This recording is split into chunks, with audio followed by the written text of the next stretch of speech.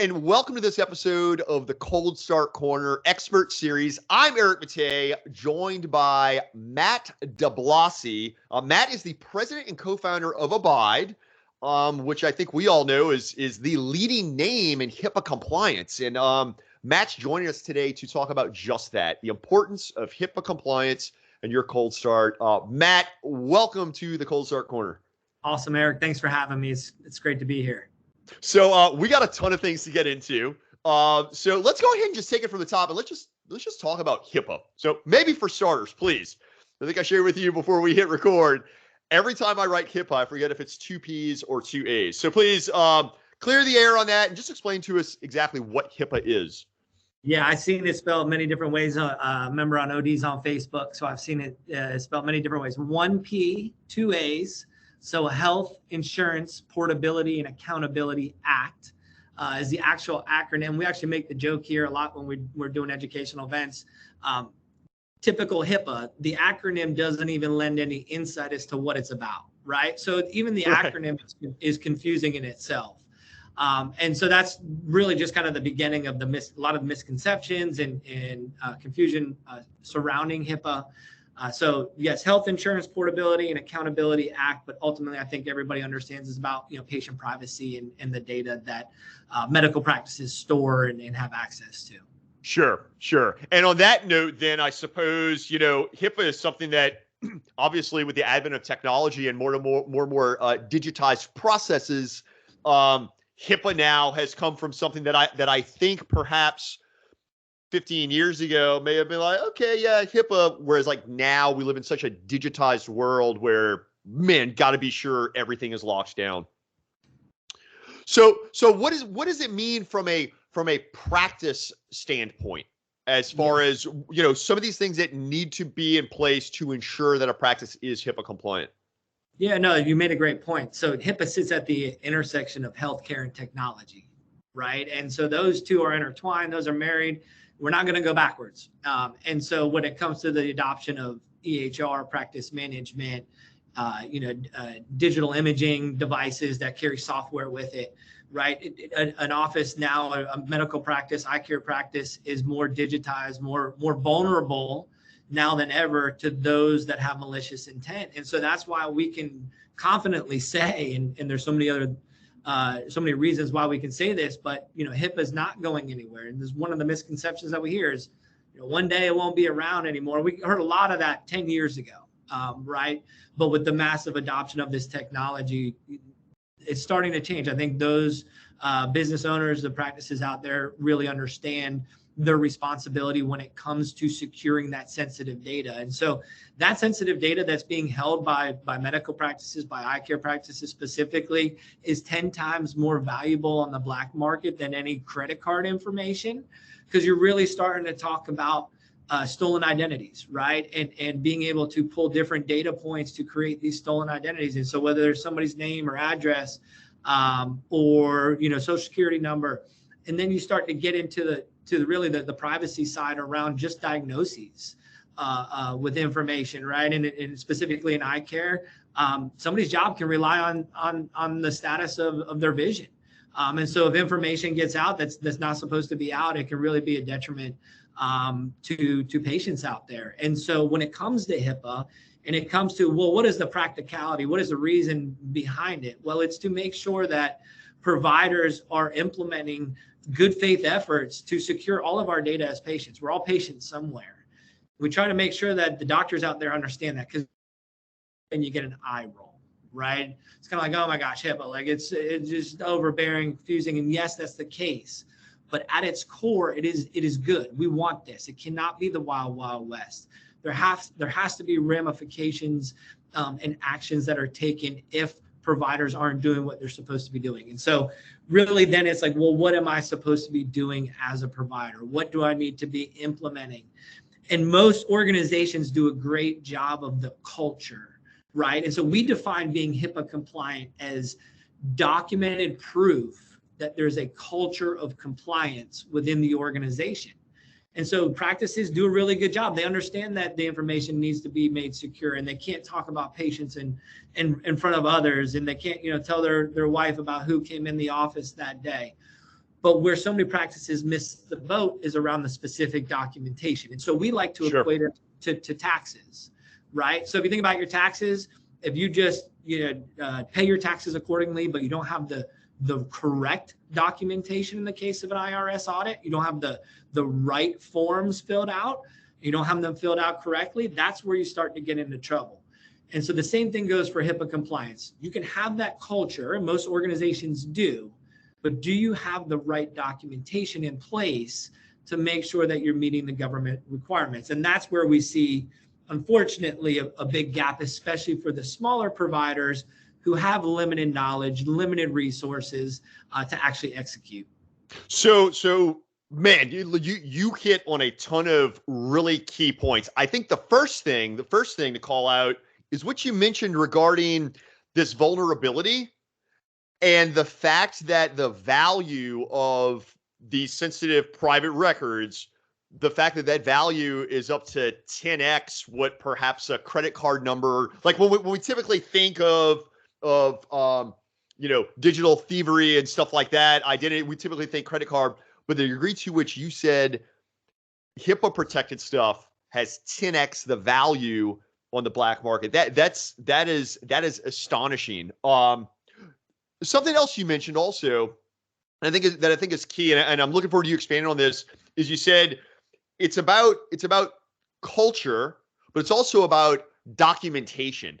Yeah. So why don't you expand? Because you mentioned that a lot of practices do have the culture box checked, right? And we see that as well. We work closely with practices across North America, right?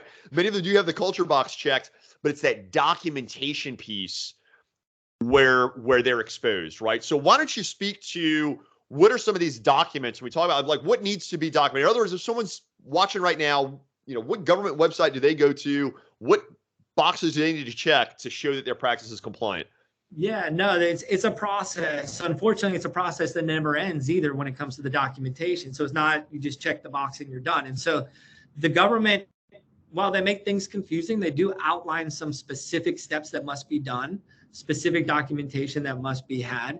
And so the first piece of documentation that you need is what's called a security risk analysis. And this is a baseline assessment where the practice within physical, technical, and administrative areas, they identify the safeguards that they have in place. That's easy, right? But here's the problem, is they are to also identify areas of vulnerability or maybe areas of risk, areas that they don't have best practice solutions in place. And so, yes, knowing that is one thing, executing is another, right? As a doctor who may be opening up a cold start practice, you're wearing about 20 different hats, right? And so to become a HIPAA expert and try to identify the areas of best practices is very time consuming, right? Very overwhelming, and typically just doesn't get done. Why? Because most providers or most business owners, if they knew of an issue, they knew of a vulnerability, what would they probably do? They probably would implement a solution, right? And out the get-go. And so that's where, you start to look at, well, maybe going outside my organization and utilizing a third-party expert would do me a lot of good. And that's what we always recommend, right? For all of those reasons, to go outside to get that security risk analysis at minimum done, because you're going to get a third-party perspective. One caveat on that, I'll just throw out there, a lot of times providers will go to their IT companies or their technology company to handle that. But I mentioned before, there's physical and administrative safeguards in addition to the technical safeguards that need to be evaluated. Sure. And so 99% of the time when we hear that an IT company has completed the security risk analysis, they focus on the technology side, but they forget about the other areas. And so we just want to make sure that organizations, practice owners out there understand there is a difference. And so to look into that, right? Making sure that accessibility within the practice or policies and procedures within the practice are being evaluated outside of the IT infrastructure to make sure that it's a secure and compliant environment. And so that's one piece of documentation. There's a lot more that goes into it, but we kind of generalize and say policies and procedures must be documented for the practice as well. And so these are specific to the organization and must match up with what's found on the security risk analysis. And so this is where we see a lot of practices get in trouble. Maybe they complete the SRA, But when it comes to policies and procedures, they purchase generic templates. And we know that either they get updated once and then they never get touched, or they just never get updated. And there's a false sense of security that comes with that. Right. And so we recommend, much like your HIPAA or your tax documentation, it needs to be specific. So what's found on your tax return must be backed up with supporting documentation that speaks the same language of the same thing. Same thing goes for your SRA and your policies and procedures. What's found and what's documented on your security risk analysis must be represented in policies and procedures that back that up. So if you mention that you change your passwords 3 times a year on your security risk analysis, then you want to make sure you have a password policy that talks about how you change it 3 times a year. Sure. And those need to back up. And so we see all too often templated policies, and the government has specifically come out recently and said, please don't pass those off in the case of an audit, because it's just not going to work. Sure. Okay. So we're talking about having the SRA, which again, SRA stands for Security Risk Analysis. This isn't some little thing you do to get some special certification or SAR behind your name. No, the government requires this of healthcare facilities, right? And so SRA, but then you got to be sure that the policies and procedures reflects what you're reporting to the government, right? So another key piece though, and again, we work with doctors all over and come to realize that a lot can change in any one of these facets of practice management, or in this case, compliance. How frequently are these things changing? I mean, does this vary by state, or is it like these are federal guidelines? Why don't you speak a little bit to how frequently these change and kind of illustrating that if you're doing it in-house, oh my gosh, there's a lot of things to keep track of. Yeah, I mean, I think that's a huge concern if you are trying to do it on your house. How do I stay in touch with it? Because they are changing frequently, especially through the pandemic. So there were a lot of changes around telehealth, some waivers that were released. But in addition to that, one of the biggest focuses that they've been put on their radar is patient right of access. And so each state has a different time frame that a provider must respond to a request from a patient to get access to their records. And so there's a federal law that has a specific time frame, 30 days. But then a lot of these states are right around 15, or can be even less, 10 days or even 5 business days, one of the states. So this is something that has to be taken into account. And they're actually making an example out of practices that aren't abiding by or adhering to those specific state laws. And so state attorney generals are now auditing for HIPAA compliance. It's not just the Office for Civil Rights. So that is a big part of this, staying in touch with those legislative changes that as we go down the road of more technology in healthcare, they're going to become tighter and tighter. And a lot of states have already preempted that and jumped the gun. So yeah, absolutely have to pay attention to state laws, because if it does supersede federal law, then that practice must adhere to the more stringent law at that point. You're go ahead. You're mentioning laws and kind of how strict the laws are, and that HIPAA ain't going anywhere. If anything, it's just going to escalate. And I was just going to inject in there also, we have to also consider, I know at the time of this recording, late October 2022, what I know Medicare is about to cut reimbursements. So we can also kind of see where some of these things may come to start. I think to your point, Matt, we're only going to see more and more oversight regarding these things, because there's ever more stakeholders involved there. So now let's talk a bit. Now let's kind of shift this conversation to I had my notes here, by the way, just so you know.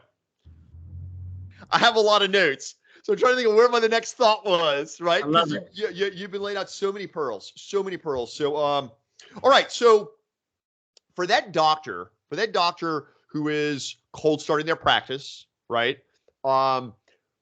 When should this enter their thinking, right? Now, I know when we do it with our clients, when we introduce Abyde or start to have this conversation around your HIPAA compliance, but for our viewers out there, when's the right time for them to start focusing and be like, hey, we need to get this in order?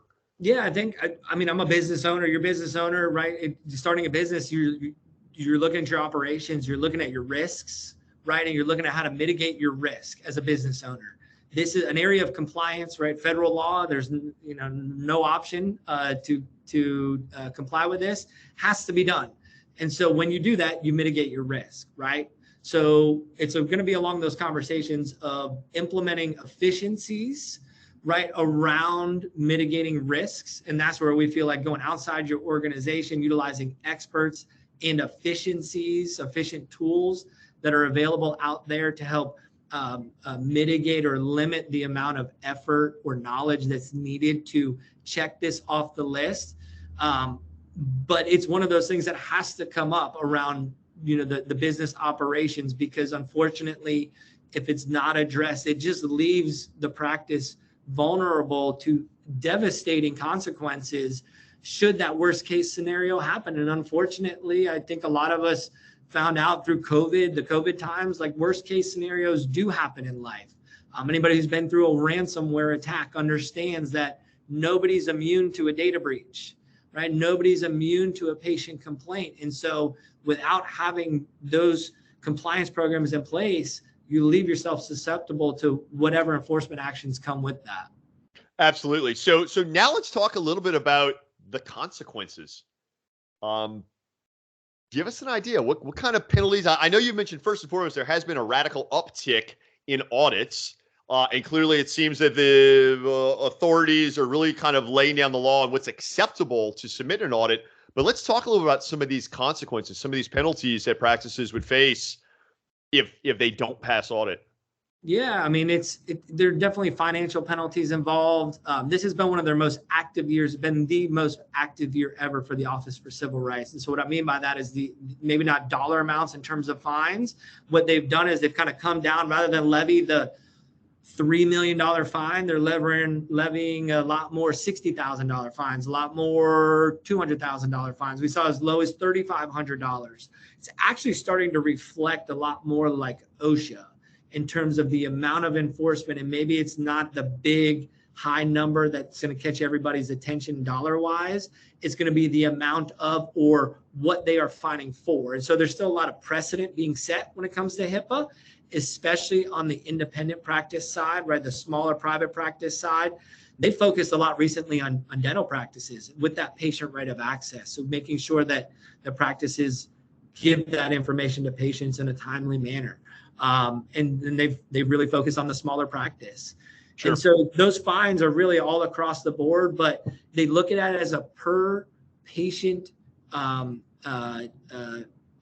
process. And so that is what's going to dictate. And so we hear, oh, well, we're just a small practice, but we've seen, 800 patient breach cause a couple $100,000 fine. And so it doesn't matter the size of your practice, but wow. 800 patients, elicited a very large amount when it comes to the enforcement efforts. So it's really all over the map. Unfortunately, there's not a whole lot of standardization with the fines. You're kind of at their disposal, and they can fine per patient at that point. Wow. Dude, I had no idea. That's crazy. That's crazy. So, well, Matt, I tell you, this has been an extremely informative conversation here. And as we're kind of pulling it all together, because look, I mean, clearly it's a lot to keep track of. And I guess, I guess that's where the vision came for Abyde and what kind of incredible stuff y'all are doing. So for folks that want to, for starters, before we kind of wrap it up with how folks can contact you, why don't you speak a little bit about exactly how Abyde presents a solution for HIPAA compliance? Yeah, absolutely. It was our idea that there was an easier, more cost-effective way for medical practices, eye care practices to implement and sustain compliance programs. And that's what we set out to do, is what we've been able to do. And it's great. So the easiest way for me to explain it, it's TurboTax, but for HIPAA, right? Kind of use the tax analogy. So you don't have to be an expert, right? I was 23 years old coming out of college. I didn't know a lick about taxes. I used TurboTax and I was confident that it was done correctly. And I had everything that I needed in case that I was ever called upon. And so the same thing goes for Abyde. You don't have to be an expert. It can be a doctor, it can be an office manager, but on a monthly basis, taking care of profile information that we ask them to input. We ask them questions on a monthly basis. And in turn, we dynamically generate all the documentation that they need to make sure that they are HIPAA compliant. And we talked a lot about what that looks like today. Beyond that, we train the staff, we train the doctors as well. There's a training component to being HIPAA compliant. And so there are other modules within the software, other aspects of HIPAA compliance that we provide support in. But the crux of it is 5 to 15 minutes a month, answering questions, filling in profile information. We take care of the rest. And oh yeah, by the way, when you get that question about, can I give the information to a divorced parent, right, who's no longer the custodian of the child, and there's HIPAA questions that come up, unique questions like that. We have an unbelievable customer success team. So we actually, as crazy as it sounds, we like to say we're consultants, but with a really cool tool that allows our customers to manage a lot of it on their own. But then when they have those unique questions, they have a team of experts at their back. And so there's a lot of different ways to get in touch with our team. But that's where we spend a lot of our time answering questions on HIPAA and not how to use the software, because the software is so easy to use and simple to use. That's awesome. That's awesome. Well, Matt DiBlasi, thank you so much. Oh, wait, before we wrap up, how can folks connect with you? They want to continue the conversation or learn more about Abyde. Yeah, absolutely. I mean, easy enough. Go to abyde.com. You can see how we spell it there with a Y, because we're a technology company as well, and we have to be cool. And so, yeah, abyde.com. And our phone numbers, you can find our phone number on there. But we pride ourselves on the human aspect of our customer success, or just dealing with, those that have questions. So we'd like to be looked at as a resource. So you email us, we're going to get back to you. You call us, we're going to get back to you. We want to provide as much information and knowledge around HIPAA that we can, and make it simple, knowing that when you do get all that information, you're going to realize you need to go outside your organization for some help. And that's where we're here as well. Matt DiBlasi, thank you so much for joining us here at the Cold Start Corner. Man, keep doing great things. It's really incredible. I've been following the story of Abyde here for a number of years. It's really fascinating what you all have done. It's an exciting time for anyone wanting to jump into practice ownership, but got to be sure HIPAA compliance is in order. So again, Matt DiBlasi, president and co-founder of Abyde, thank you for joining me here on the Cold Start Corner Expert Series. And for our viewers, if you want more great content like this, be sure to subscribe to our YouTube channel, follow us across the socials, and visit the Cold Start Corner at Akrinos.com frequently. Eric Matei signing off.